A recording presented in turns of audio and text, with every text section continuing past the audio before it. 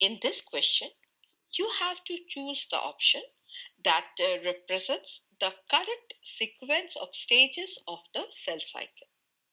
Now, the sequence is gap 1 phase, that is, the phase in which the cell grows and performs normal metabolic activities, and it also prepares the DNA for replication. So, it is followed by synthesis phase.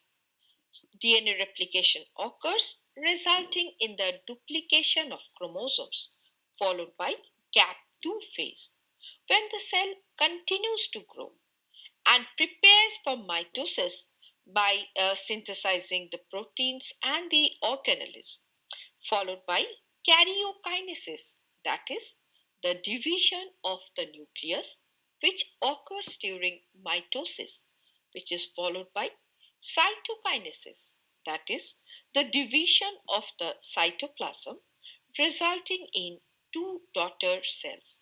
Thus, the correct sequence is gap 1 phase, synthesis phase, then gap 2 phase, then karyokinesis, and then cytokinesis.